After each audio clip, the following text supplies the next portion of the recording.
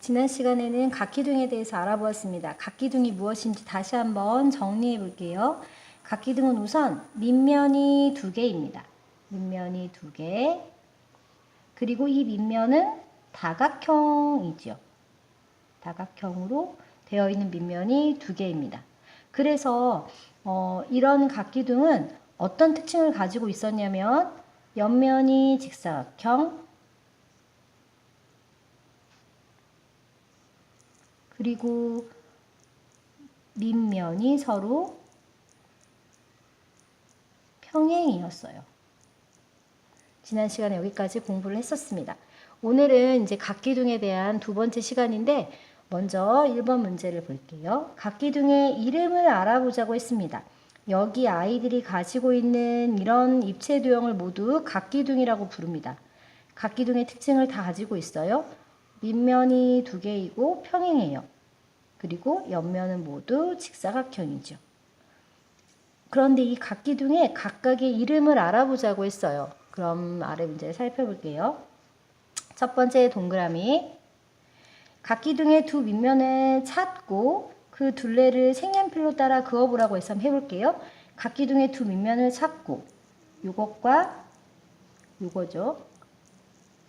그 둘레를 색연필로 그어보자. 한번 해볼게요. 이렇게.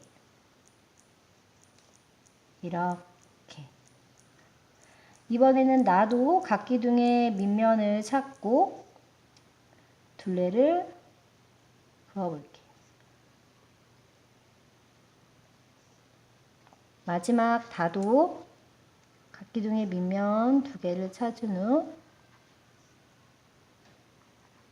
이렇게 둘레를 연필로 그어 보았어요. 각기둥의 옆면이 어떤 모양인지 살펴볼게요. 가는 각기둥의 밑면이 삼각형이에요. 나는 사각형. 다는 오각형이네요. 자, 이렇게까지 했는데 각기둥의 이름을 뭐라고 부르면 좋을지 말해보라고 했어요. 얘는 삼각형 모양이니까 삼각형 기둥. 나는 사각형 모양이니까 사각형 기둥. 다는 오각형 모양이니까 오각형 기둥이라고 하면 좋겠네요, 선생님은. 그런데 우리가 모두 약속을 했는데 이렇게 하기로 약속을 했어요. 각기둥은 이 밑면의 모양에 따라 밑면이 삼각형이면 삼각형 기둥이 아니라 삼각기둥. 밑면의 모양이 사각형일 때는 사각기둥. 밑면의 모양이 오각형일 때는 오각기둥. 그럼 밑면의 모양이 육각형일 때는 육각기둥이라고 부르기로 약속을 모두 했어요. 그래서 우리도 이제 그렇게 불러주면 됩니다.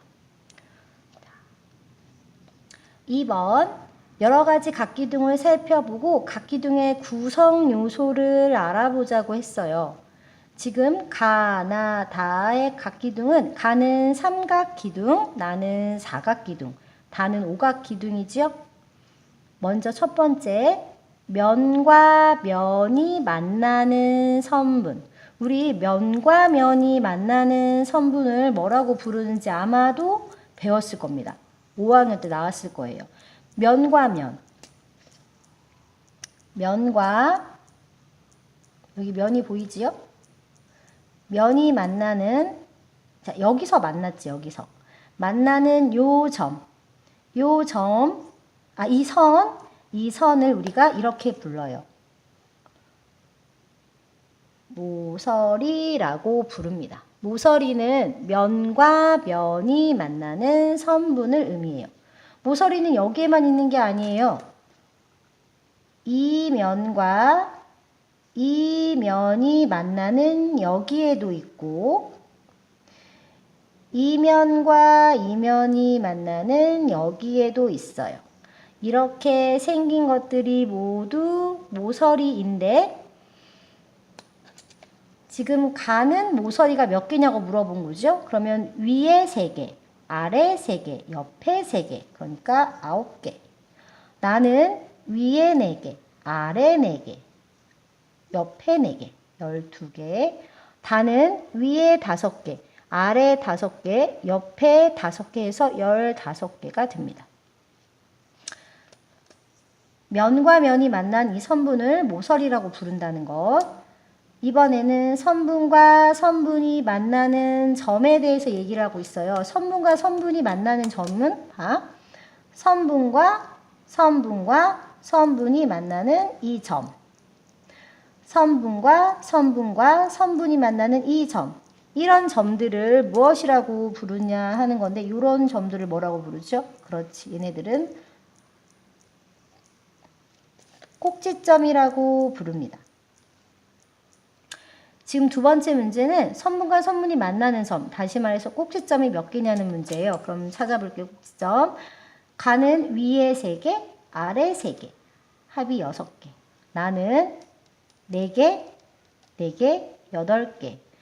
다는 5개, 5개에서 10개가 되지요. 두 밑면 사이의 거리를 재려면 어느 부분을 재면 좋을까요? 밑면 사이의 거리, 밑면은 서로 평행이라고 했지요. 평행과 평행하는 두 선분의 거리, 이 거리를 재야 되잖아요. 이 거리를 잴 때는 수직으로 만나야 되지. 그래서 두 밑면 사이의 거리를 잴 때는 기울어진 거리가 아니라 수직 거리를 재는 거예요. 항상 두 밑면 사이의 거리를 재려면 모서리의 길이, 옆면의 모서리의 길이를 재면 좋겠네요. 자, 그러면 써볼게요. 옆면의 모서리를 잰다.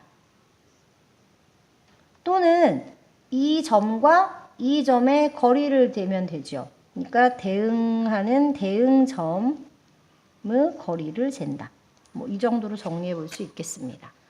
자, 아래를 보면은 방금 위에서 설명한 내용을 다시 한번 정리하고 있어요. 각기둥에서 면과 면이 만나는 선분을 모서리라고 한다.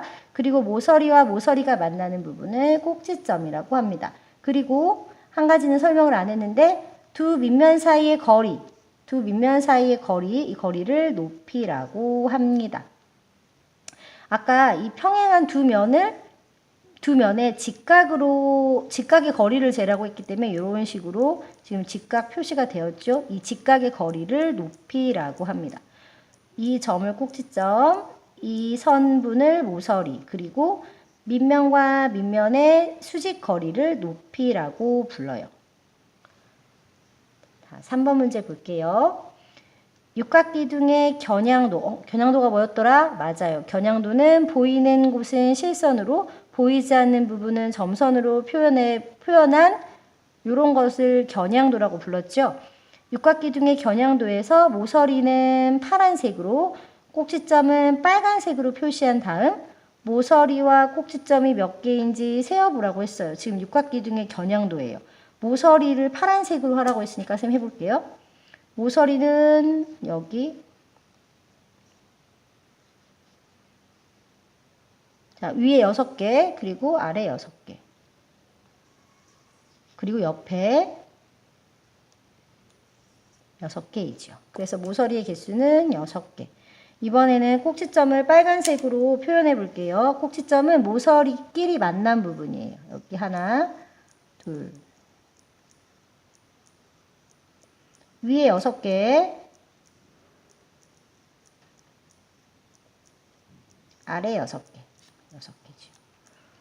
자, 이번 시간에는 각기둥의 구성 요소에 대해서 알아보았습니다. 각기둥은 모서리와 꼭지점 등등으로 구성되어 있습니다. 그리고 각기둥의 이름은 밑면의 도형의 이름을 따서 밑면이 삼각형이면 삼각기둥, 사각형이면 사각기둥이라고 부릅니다.